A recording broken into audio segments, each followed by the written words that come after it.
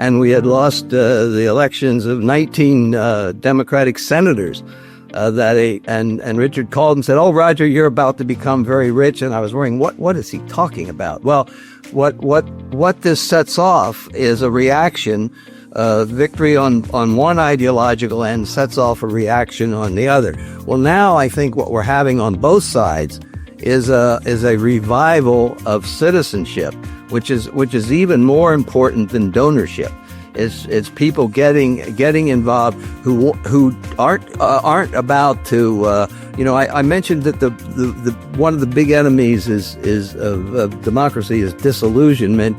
The other is apathy, and I think we're moving out of this area of apathy on the part of millions of Americans into a more energetic part. Now, there will continue to be ideological disputes, and that's fine. That's what a democracy is all about. But I think we're in for a pretty feisty time. Welcome to the Going Big podcast. I'm your host, Kevin Gentry, and this is the place where we celebrate bold moves and big ideas. Each week, I sit down with inspiring leaders, entrepreneurs, and change makers who are making a significant impact in their careers and in their communities. Whether you're looking to level up your leadership, pursue your passion, or just get inspired to take your next big leap, this is where those stories come to life. Now, if you're listening on iTunes, YouTube, or anywhere else you tune into podcasts, be sure to hit that subscribe button so you'll never miss an episode. Now, let's dive in to what it means to truly go big. Well, ladies and gentlemen, today on the Going Big podcast, we have two giants of marketing and fundraising. On my left is Roger Craver, who pioneered the use of direct response fundraising to either launch, grow, or revitalize such household names as Common Cause, the ACLU, the Sierra Club, National Organization for Women, NAACP, the Wilderness Society, on and on and on. And on my right, in a similar fashion, Richard Viguerie pioneered the use of direct response fundraising to build the American conservative movement, helping organizations like Young Americans for Freedom, the National Right to Work Committee, American Conservative Union, Gun Owners of America, many other causes. We're going to have some fun today because really, in terms of going big, both of these gentlemen thought big, led big, and went big, and they continue to do so. And there's a lot that they can share in terms of their insights they've accumulated and wisdom over the years. I think you're going to really enjoy this. So, gentlemen, this is fun. One of the questions I'm going to ask is how you all got to know each other, and I know you're not competitors because you wouldn't have the same clients, but there's so much to talk about in terms of how you all have gotten to know each other. But let's talk about impact. My first question is, can someone today, in your judgment, still go big based on their own personal values and political beliefs? If they want to go solve a problem out in the world through the political process, can they still do that in America today based on your experience? Roger, I'll let you kick us off. Okay, yes, absolutely they can. It may be a bit more expensive than it was 60 years ago, but the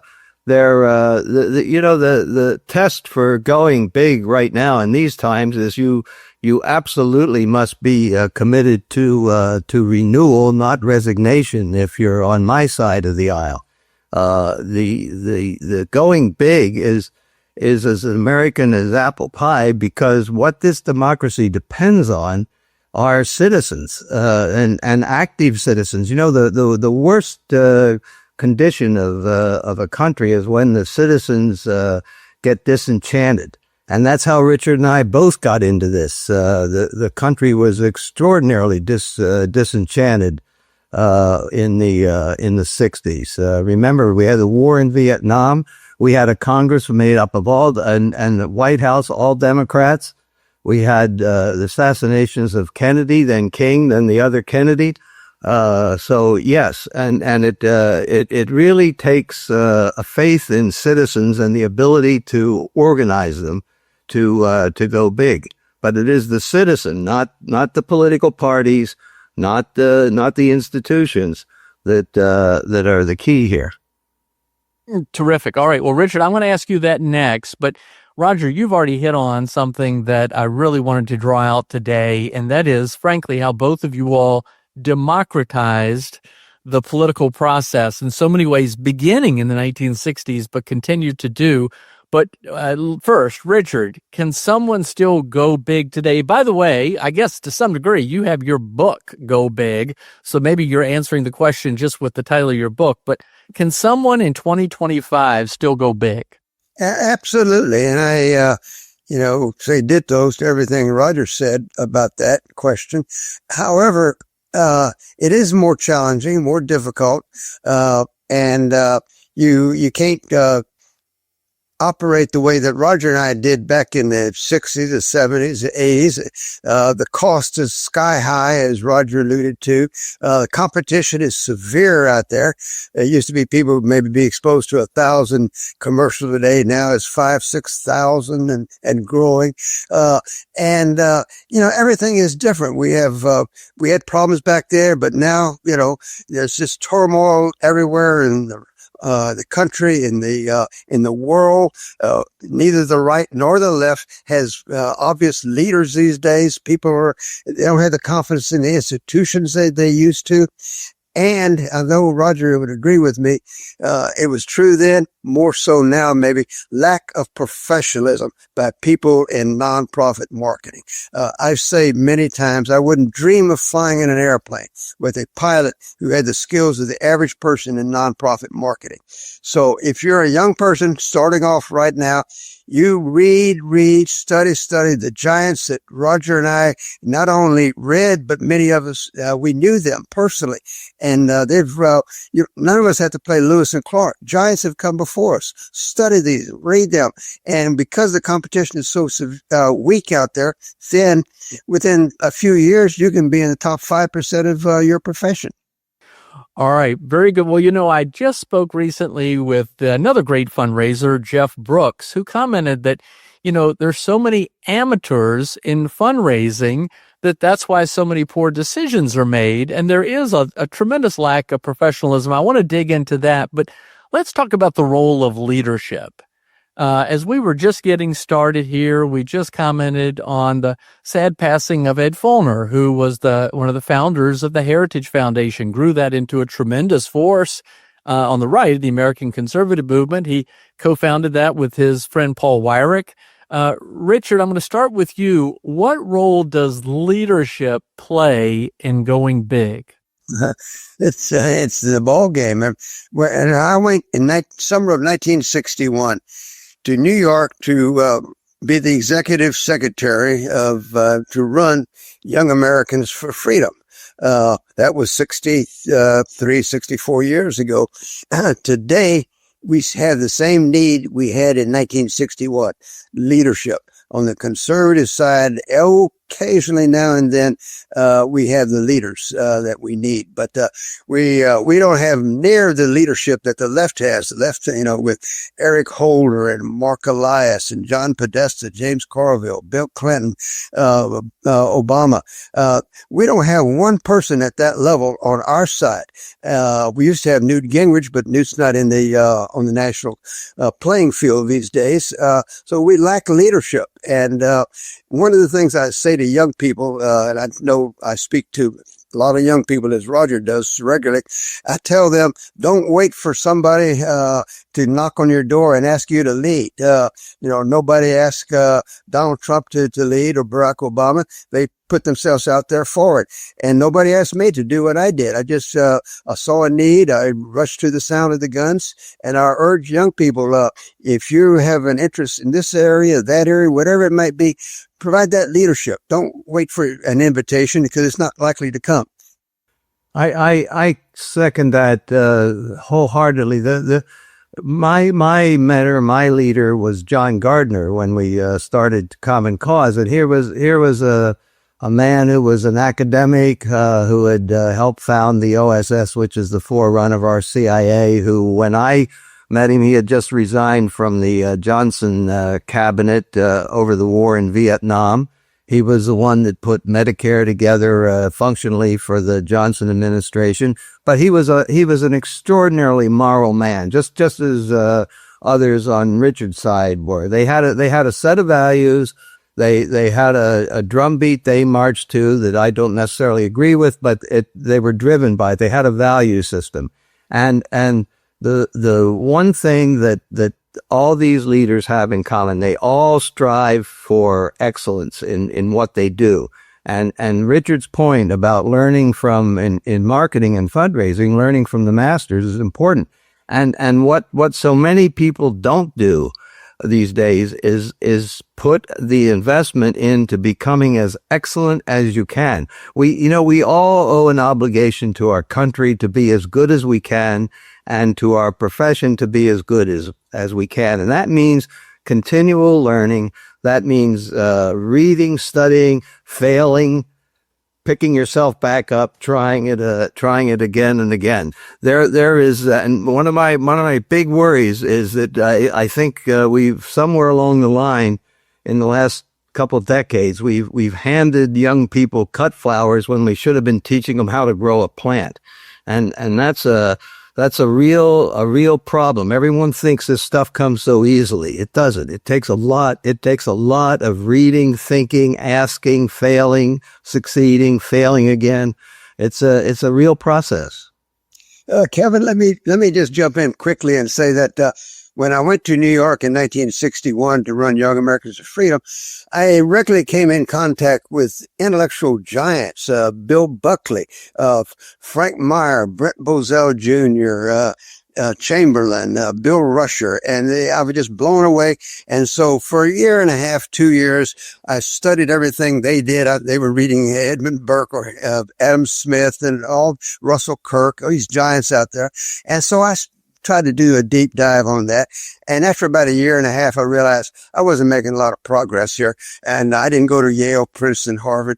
So I made a conscious decision that while we had some of these intellectuals out there and some publications and some good candidates, we didn't have anybody that could market them.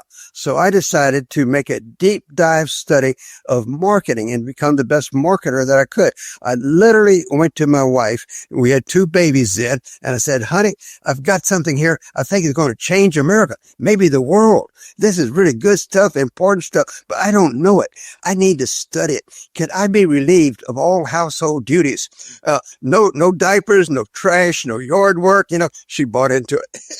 And so for 7-8 years, I made a deep study, hours and hours and hours studying the giants. And in those days, we didn't have people like Kevin Gentry and Roger Craver and Mal Warwick, Tom Ahern to learn marketing from.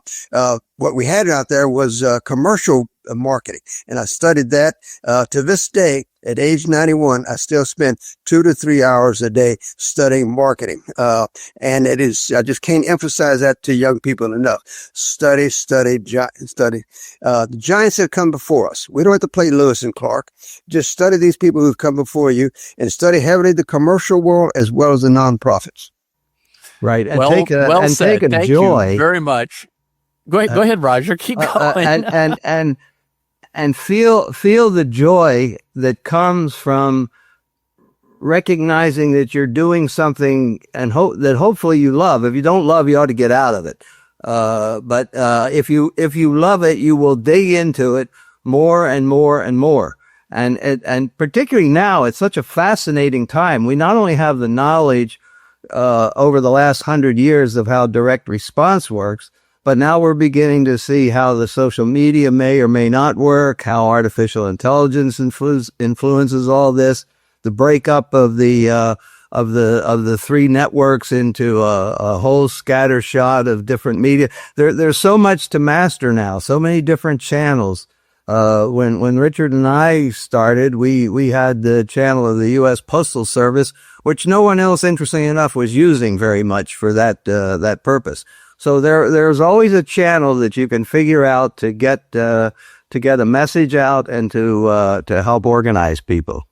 Well said. Well, ladies and gentlemen, I told you this was going to be a lot in this conversation to unpack in terms of going big, and already you're getting a good taste of it. Richard, it was Sir Isaac Newton who said, and it was a long time ago he said it, that I can see further when I stand on the shoulders of giants. There's so much we can learn from those who came before us, and thank you for emphasizing that point. I want to go now a little bit into your history and the real key contribution that you have made, both of you, and that is, and Roger, you touched on it when certainly you referenced John Gardner and Common Cause, and that is, in my judgment, the democratization of giving, of political giving. I mean, it was back in the 60s, which was a bleak time.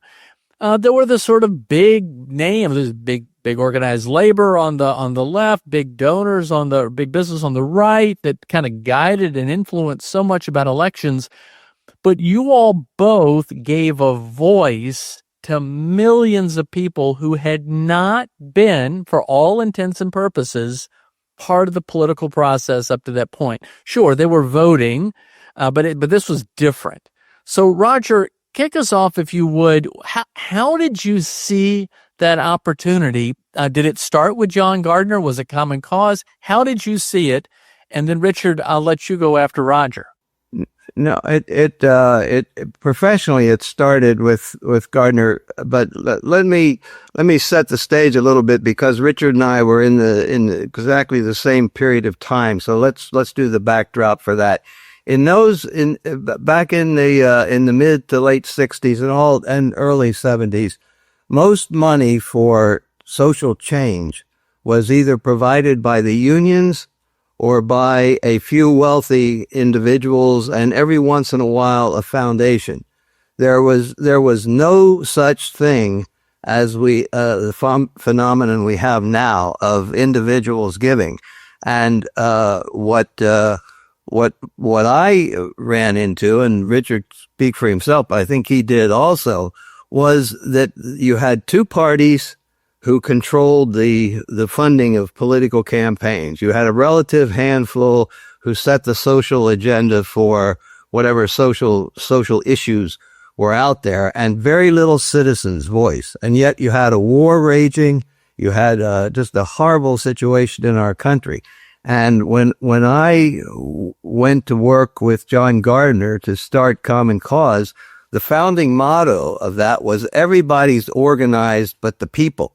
Because the special interests were organized, the unions were organized, the big money was organized, but there wasn't any way that small gifts could come in. And I remember going to David Broder, who was then the columnist for the Washington Post, and telling him about this idea. We were thinking about starting a citizens lobby where we'd ask people to pay $15 a year dues.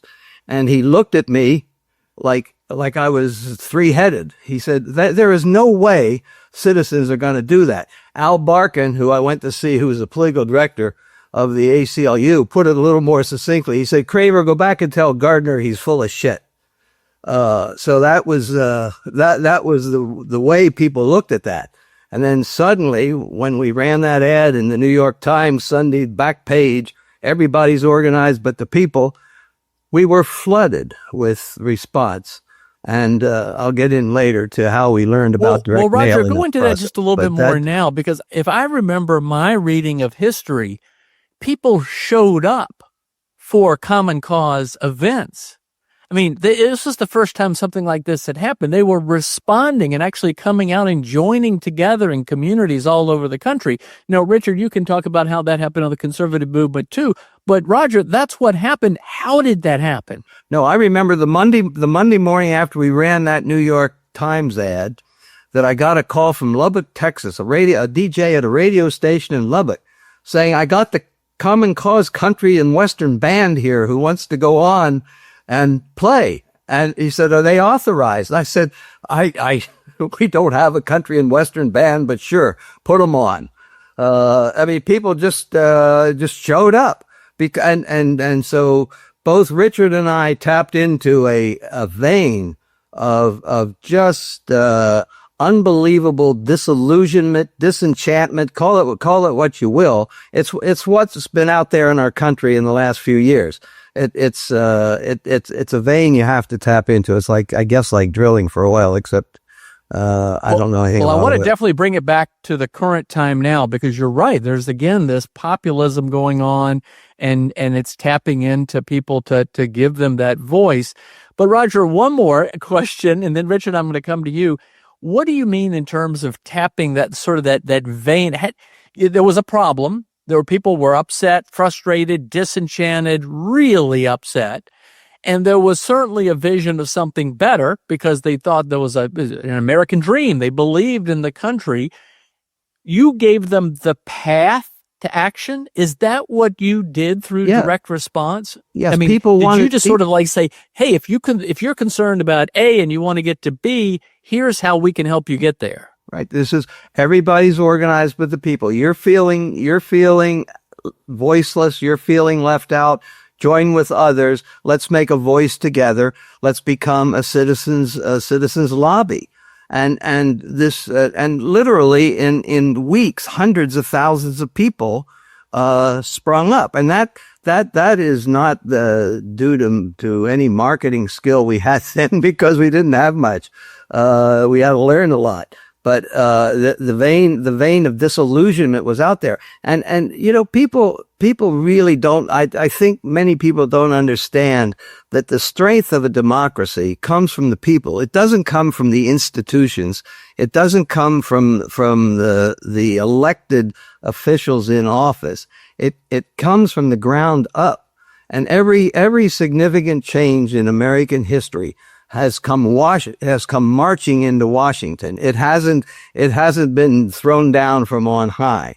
And that's the magic of what Richard and I do is we really are dealing with the individuals and giving them voice to come together to demand something. Well, here, and as we begin to celebrate the 250th birthday of our country, we can think back about the American Revolution and people like Thomas Paine and others who did a similar thing.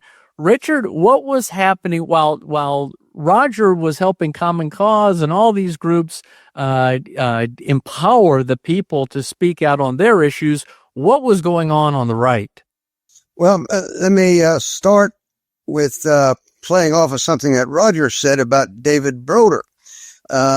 In 1979, my office was in Tyson's Corner, hour or so from Washington, D.C. And so David came out, spent an hour and a half with me sitting on my sofa, I remember very clearly. And he said, Richard, something is happening in the country. The Democrats have a supermajority in the House, in the Senate. They have the White House, of course. Nothing is happening. They want this to happen, let's happen. The legislation is not happening. I can't figure it out. You have any ideas? I said, well, David, I don't know if this, is a partial answer to your concern, but let me tell you, and he said, by the way, I've been to Walter Mondale's office. I've been to the White House. I can't figure it out. So I said, here's something that you might think about, David.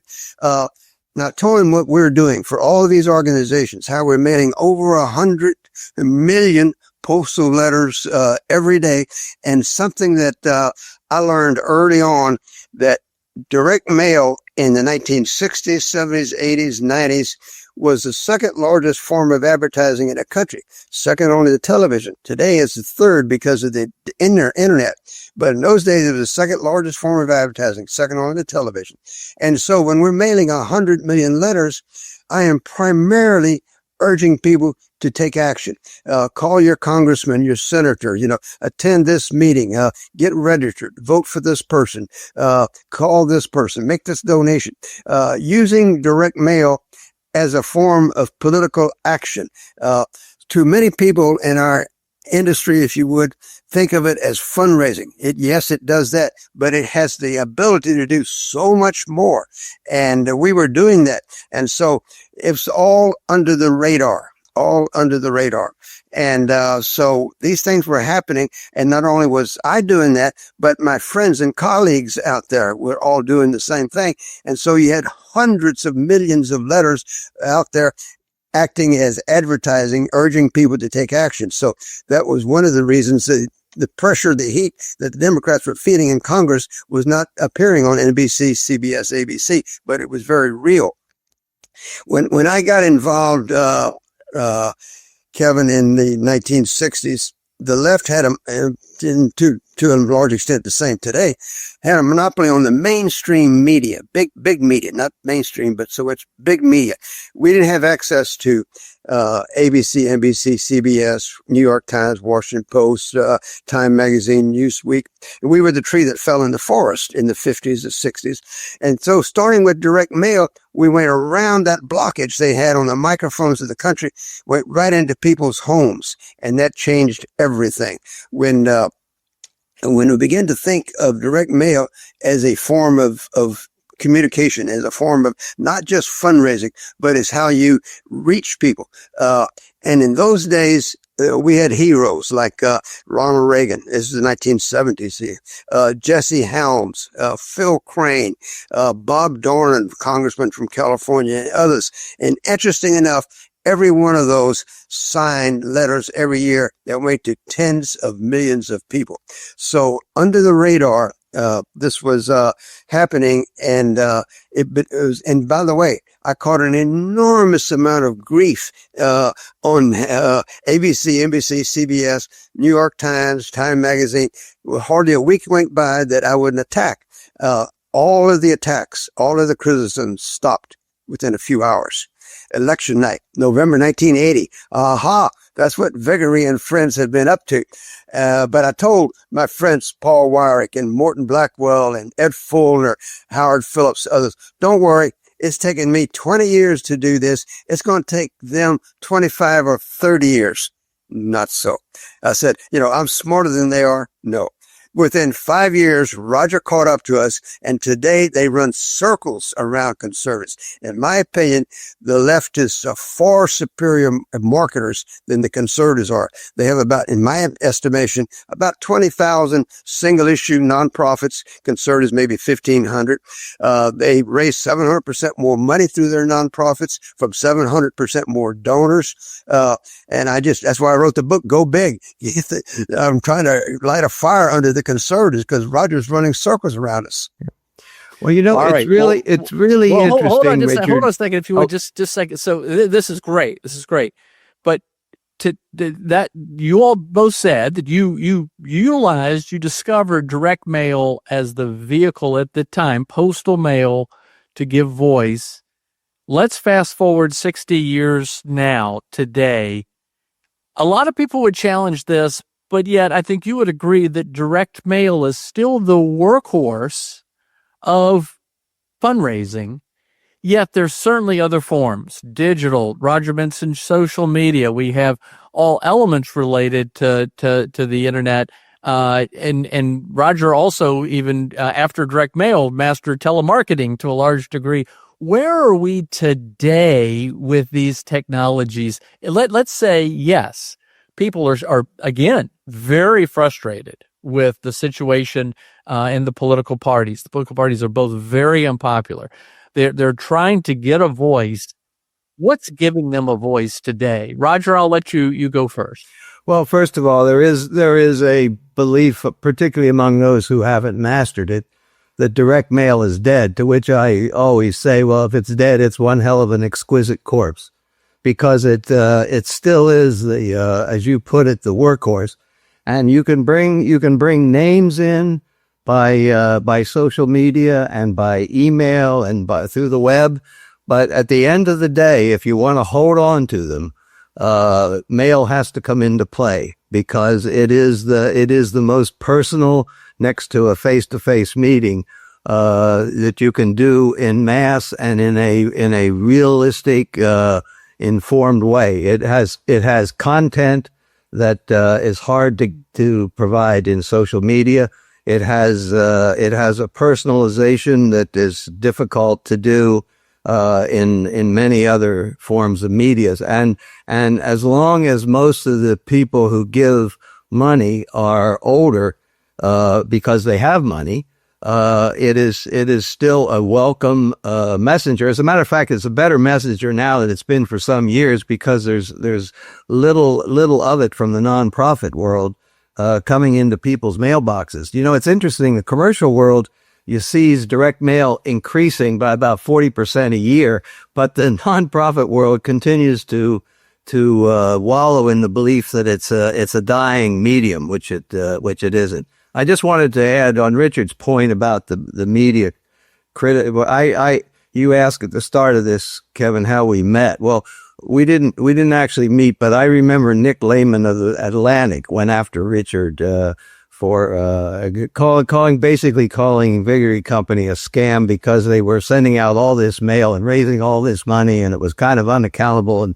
And the press didn't realize this was advertising, and they were and they were probably a bit jealous that a lot of those advertising dollars might have gone to them, if not to the direct mail people. But the consultants and the press on both sides were very, very unfriendly toward Richard and me. They didn't get what this was, and they didn't understand it.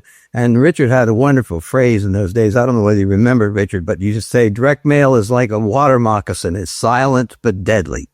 That was a situation back then.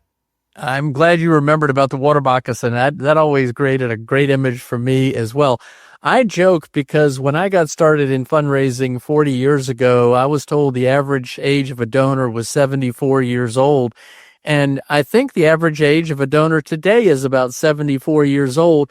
And obviously, it's not the same person.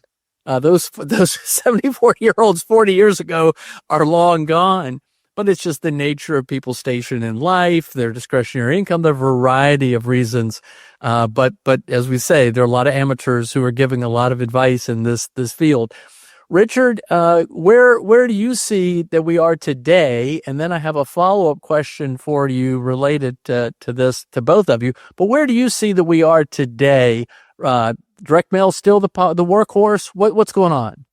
Well, yeah, very much so. Again, I agree completely with what Roger said. You know, it is the workhorse, and I quote Roger all the time, and sometimes I quote him and say 94% of all the money that's raised out there is from, in one way or another, through direct mail, or 90%, but some huge number, because the people who have money, they're not surfing the internet like Bill Gates and Jeff Bezos. But they do get direct mail, and they do look at their mail sometimes if they can get through their secretary, their gatekeeper.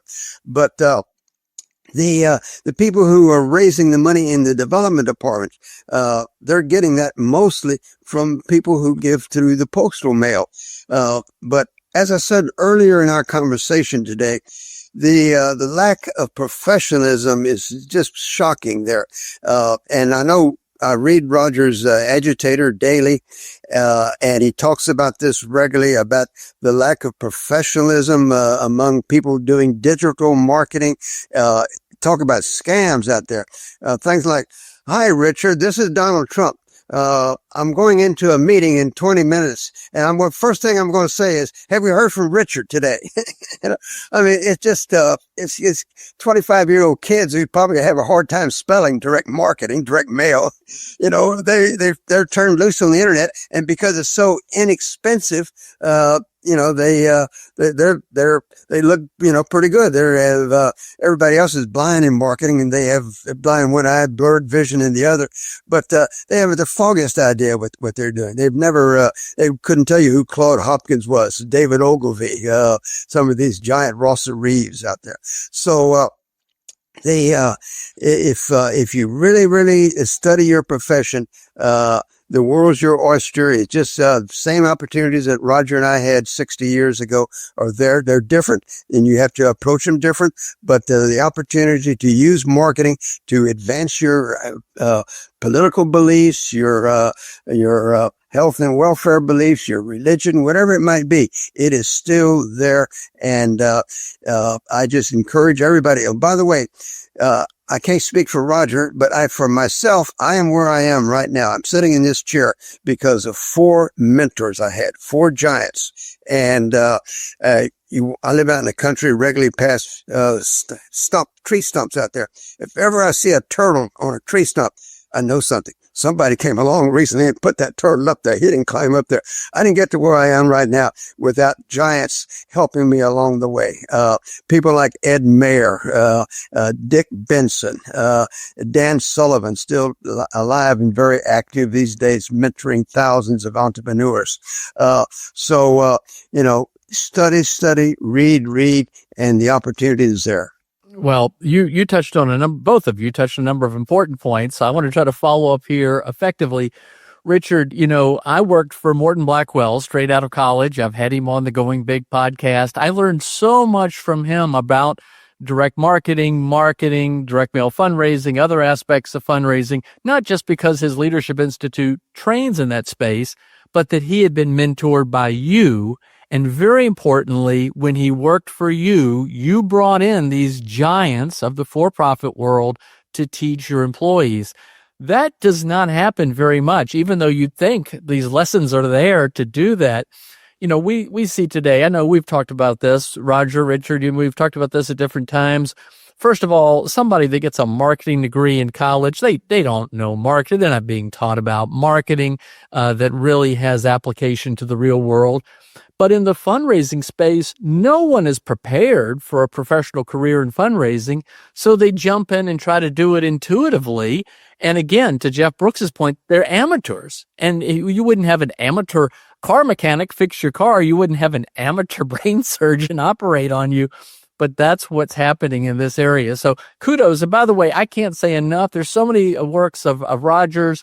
The Agitator is awesome. But your retention fundraising book, Roger, I still give that out. It's so good. And Richard, you've got so many great things. Your Go Big book is great. You've got a good online presence. Thank you for all that you're doing. Well, I want to tap in more to this sort of where the country is today. Because you see things happen and boom, even as we'll say, think what we will of President Donald Trump, he is kind of smart with respect to marketing, but he can even get knocked off his stride by miscalculating where the people are in many ways. I'd like your sense of just how you see the country today and who's tapping into that. This is a podcast. Podcasts, we know, had a tremendous effect in the 2024 election. We've been told that Donald Trump was able to activate new voters through podcasting, largely. And we also have artificial intelligence, which allows us to organize our data more effectively, write more clearly, and in a more focused fashion. Tell us sort of where the country is today and where those vehicles are to channel that energy. Roger, if you could start on this one. Sure. I believe the country is just entering a period of citizen renewal as opposed to what we've been through the last few years, which is sort of resignation on the part of a lot of people. I think folks are waking up and they're saying, I got to get involved. And in fact, it is an active citizenry that makes for a real democracy, regardless of the ideology of the particular wings of a democracy. What is really essential here is the ability of citizens to take the extra time at the end of a day's work, have enough psychic energy to get involved at a school board meeting, or to go to a library board meeting, or to go to a town hall meeting of a member of Congress or whatever. That is coming back, and so those who think that the Democratic Party is dead or dying or whatever, that's kind of irrelevant in terms of what's going on out in the country. I think there is a renewal of spirit and commitment. And I can see that in the nonprofits I work with. The giving is up dramatically. I mean, and Richard would understand that because I remember the night Ronald Reagan was elected. I got this phone call because we had lost President Kennedy's election, and we had lost President Anderson's election. and we had lost the elections of 19 Democratic senators. And Richard called and said, "Oh, Roger, you're about to become very rich." And I was wondering, what is he talking about? Well, what this sets off is a reaction. Victory on one ideological end sets off a reaction on the other. Well, now I think what we're having on both sides is a revival of citizenship, which is even more important than donorship. It's people getting involved who aren't about to I mentioned that the one of the big enemies of democracy is disillusionment. The other is apathy, and I think we're moving out of this area of apathy on the part of millions of Americans into a more energetic part. Now, there will continue to be ideological disputes, and that's fine. That's what a democracy is all about. But I think we're in for a pretty feisty time. I hope it doesn't get too feisty to the point of violence, but it's going to be feisty. Well, Roger, go a little bit deeper on this if you would, because, and maybe this is a little more uniquely American, I don't know, but things happen, social change, to use your expression, happens from the bottom up when people feel empowered to act. You think about the civil rights movement, you think about the environmental movement, the anti-war movement, you think about the Tea Party movement, MoveOn.org, all these movements generally knock the politicians off their feet. They don't see it coming necessarily. You guys are, by the way, leading indicators because you're in touch with the people directly. You see it coming before others see it. What tell us a little bit about that. Is it your sense that change happens in that way, and that things like direct mail or podcasts or whatever they may be are merely the vehicles to let democracies be democracies? Yes, I mean, the only way change happens in a democracy is from the people itself. The institutions won't change. There's a built-in self-protective nature of institutions. I mean, if there weren't congressional elections, we would have a Politburo. As a matter of fact, the age of the Politburo is about the same age as Congress. But that aside, as the people get stirred up, they will make change, and you can see it out there now. Whether it's Mandami in New York or other young people, we're in for not only a citizen reawakening, we're also in for a generational reawakening or awakening. I mean, the younger generation is coming up. The generation in their 40s is now moving to ascend to the top political leadership. And so there's going to be a lot of turmoil and a lot of change. And this is where having the skill to communicate with those people who want to belong to something that will work on something specific becomes very, very important. And it's exactly what Richard said. Those letters that he sent out before Reagan's election got people into, whether it was into gun rights or whether it was into pro-life or whatever it was, there was a cadre of people who were skilled in getting together, raising hell, and raising their voices, that were standing by when the right candidate came along in 1980.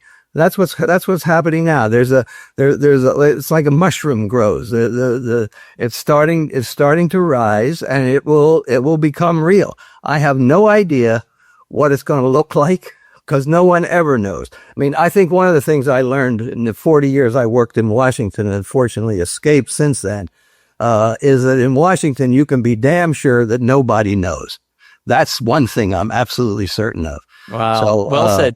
Well, Richard, I mean, I think both of you all at times have been called anti-establishment or contrarian, maybe even revolutionary. But I think, and again, I think this is the qualities that are still undervalued in terms of what y'all have done. You both have given megaphones to the people.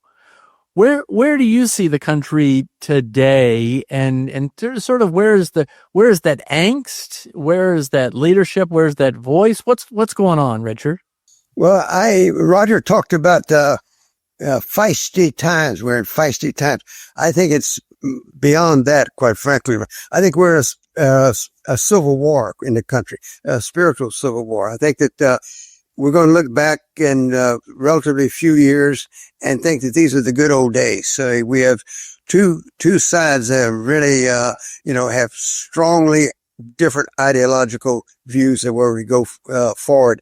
And I think you in terms of the intensity, the heat in the country, we ain't seen nothing yet. It's just racking, building up now. The almost everything that I can think of that is been a positive, anything that's been good in this country, has not come from the politicians. It's come from the grassroots.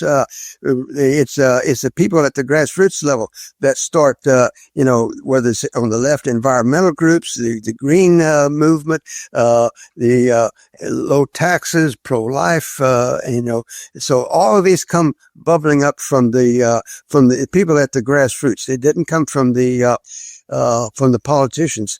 And also, as I've said earlier, and I think Roger has alluded to this too, that just the institutions out there don't have the confidence of the people that they used to. People just don't trust these institutions. And they just, they're looking for new leadership. There's lack of leadership, I think, on the left and the right these days. And,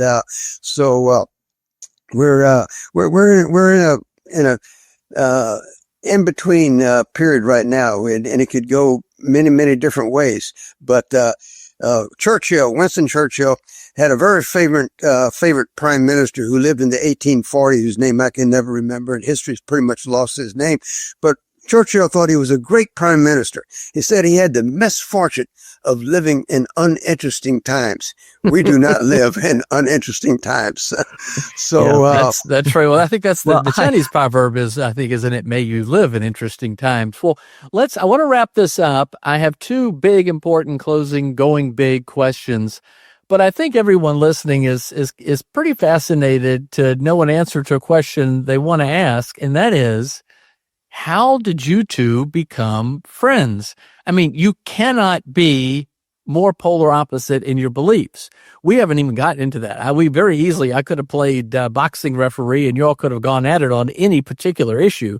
But you all, is it because literally there's no overlap in your business sector, or is it because you're sort of leading parallel lives? How did you become friends? Well, I let Richard explain how what drove him, but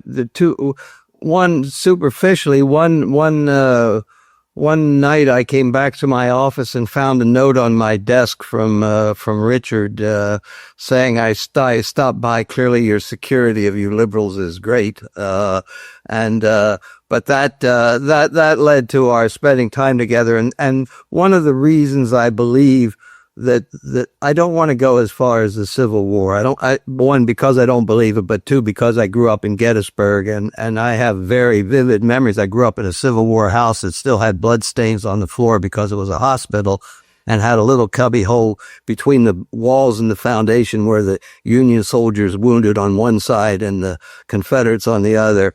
And I remember in school seeing the pictures of the lime being thrown on the dead bodies of the dead horses. So I don't want to see that. But the reason I pursued my friendship with Richard was because, one, we could talk. We seldom agreed, but we could talk. We could share ideas professionally. And I always admired and wanted to tap into that, his energy for pursuing the trade. To be a better craftsperson, to be a better expert, and never quit doing that. And I felt the same way. And I found someone who convinced me that, no, I'm not nuts. At least there's two of us who are nuts. And that was the basis of our friendship. That's terrific. By the absolutely. way, of course, I went to Roger. You and I went to Richard's 90th birthday party a couple years ago, and we were seated beside each other and got to spend time talking. And I think it was very nice that you came to that celebration. But I couldn't agree with you more about Richard's energy. He's a tremendous inspiration to us all. Okay, now Richard, it's your turn. How did you become, in your view, friends with Roger Craver? I'm like Roger. I would love to know the very beginning. It's been lost in my, my memory there. But I was told, by the way, that both of you all the day took data cards late at night to get them processed and would buy computer time, and that maybe you both kind of bumped into each other, kept seeing each other after 10 o'clock at night, maybe in Roslyn, Virginia, or something. Is that true, or is that a bad memory? It was the Japanese steakhouse. It was Roslyn. And there was a place called the Japanese Steakhouse. Our offices were above that, up at the high-rise building by USA Today. And Richard apparently went to dinner there one night and decided to come up and check out what the other side was doing, and found the doors, of course, wide open. And No, I remember Roger invited me to come by and spend some time with his team one afternoon, one evening, and talk marketing and all that. And also, quite frankly, we were both pioneers. We both pioneered on the left and the right, marketing, etc. And we were both professionals. I think we both admire, professionalism, and there was a certain attraction there because we were doing something no one else was doing out there. I remember Roger and I and our wives, we had a wonderful evening at the inn at Little Washington, in Little Washington, Virginia, many years ago. And so, the truth is, Roger's just a darn nice guy, and you can't help but like Roger Craver. And you were talking about his agitator, and I would also add your public tips that you put up, Kevin, every Saturday morning. Your blog is outstanding. So the two of you, if you're not reading and memorizing what Kevin and Roger are talking about, you're missing something. So, well, you're very, very nice. All right, so here are the two wrapped-up questions that I like, and I think in this case they're going big questions, but they're less to do necessarily about politics or direct mail or direct response, but really living a life of meaning and purpose and having that contribution mindset of trying to just do good for others, as you all both are trying to do. And by the way, you've also united from time to time on efforts related to free speech. Yeah, absolutely. When there have been attacks by government or big interests to restrict free speech, you all have both united in that cause, and good for you for doing that. So the first question is, considering a younger version of yourself, so Richard, you got to think back, like, say, 70 years when you were in your 20s. Knowing what you now know today, what would you tell a younger version of yourself to do any differently?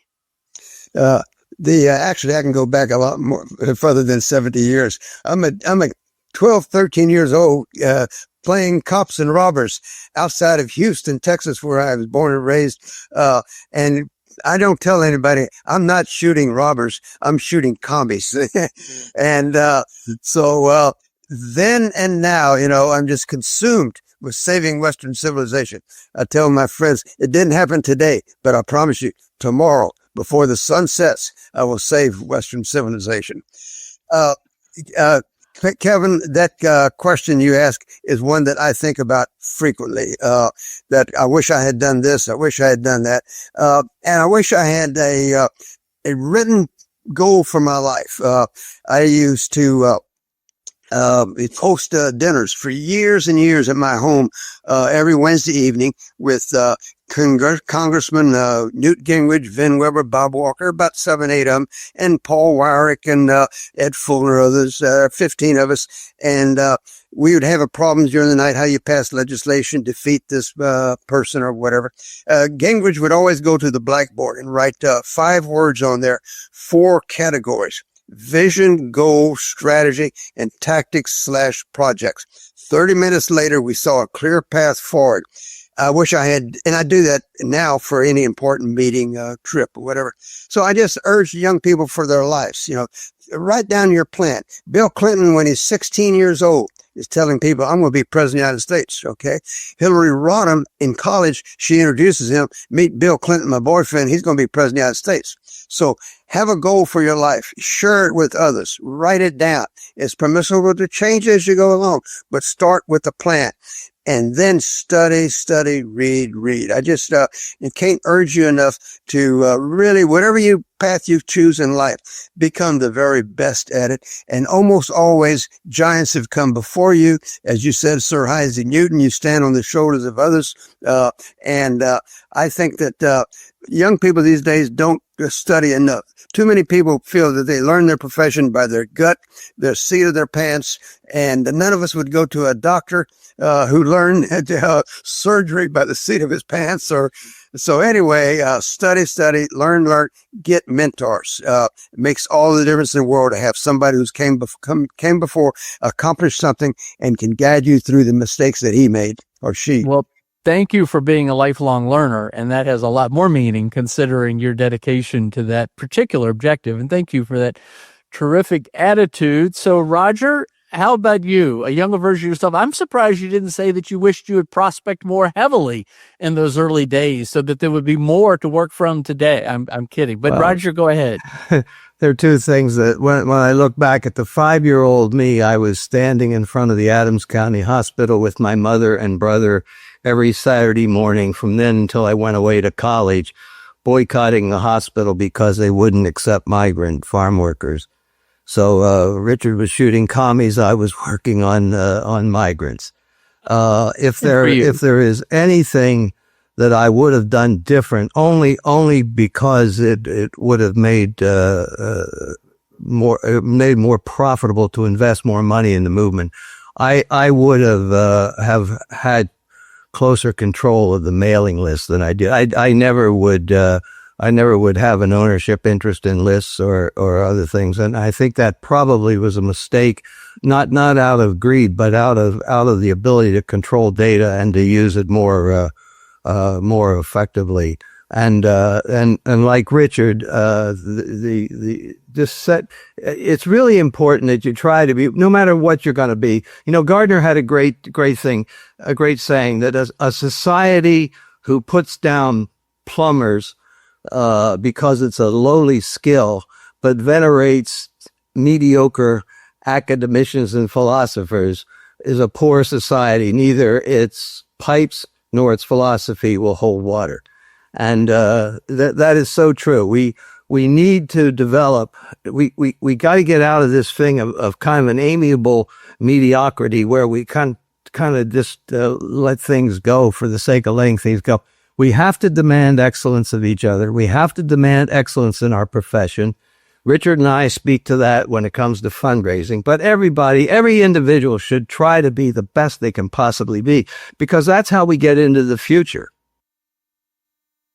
Well said. All right. So here's the wrap-up question, and it's somewhat similar, but this is the real going big to anyone listening around the world, and I know that they do for around the world. I hear this all the time. What advice would you give to someone today to think about how they could act for their beliefs? I mean, you've already touched on so many good things: lifelong learning, find a mentor. But what encouragement would you give to somebody today to do as perhaps you have? And you've done a lot of good. I may disagree sometimes, both of you, on some of your particular causes, but you've done an awful lot of good to give voice to so many millions of people. Who wants to go first in this wrap up? Richard? Age before beauty. Yeah. You know, Age before beauty. I got that. Go ahead, Richard. One of the things that we at the American Target Advertising look for here when we're interviewing people to work for the company here. You know, I can teach them a lot. I can teach them direct mail. I can teach them this and that type of thing. One thing I can't teach them: energy. Do you bring energy? Do you bring passion, commitment to it? And you just see that so seldom out there these days. Different military leaders have talked about boldness, always boldness. So, as I said earlier, The opportunities that Roger and I had many years ago are still there. They look different. They're shaped different. They need different solutions, different approaches going forward. But the opportunity is there for leadership. But you just don't wait for somebody to come and ask you and take, get out of your comfort zone. It's a rare day. A rare day that I don't get out of my comfort zone once or twice or more times. And so, be bold, have a plan for your life, put energy out there and, study, read, and you'd be surprised. Maybe you can save Western civilization. All right. Well, Richard, Roger, we're going to give you the final word, but in direct mail parlance, we'll give you the postscript. So go ahead. You close this out. Okay. Well, going big in 2025 to me doesn't mean blowing up the system. It means showing up persistently, showing up energetically, and showing up with integrity. Wow. Well, Roger Craver, what a treat to be with you. Ladies and gentlemen, Retention Fundraising, the Agitator blog, just Google it, check it out. We'll have it in the show notes as well. Richard Viguerie has this great Go Big. You can find him out and everywhere. Both of you keep doing this. Let's make a point on the calendar now. Let's do another podcast just like this in 20 years. Absolutely. And I'm going to make it because I have Richard's health book. Everyone should get it. How Conservatives Can Outlive Liberals. Yes, how conservatives can outlive liberals. I've been eating my dark-skinned fruit every morning, Richard. Raspberries, blueberries, strawberries. Thank you. I want everybody to have my role model, Moses. Deuteronomy 34, verse 7. And Moses lived to be 120, and his eye was not dim, nor his vital forces abated. And I tell my liberal friends like Roger, look out. At 91, Viguerie is just getting started. All right. It's a great pleasure to have you all today on the Going Big podcast. And thank you for all the encouragement and inspiration that both of you offer. Thank you very much, Kevin. Richard, take care. Thank you. Thanks for tuning in to the Going Big podcast. I hope today's conversation left you feeling energized and ready to tackle your biggest goals. Don't forget to subscribe and leave us a review on iTunes, YouTube, or wherever you listen to podcasts. It really helps spread the word, and it gets these inspiring stories out to more people.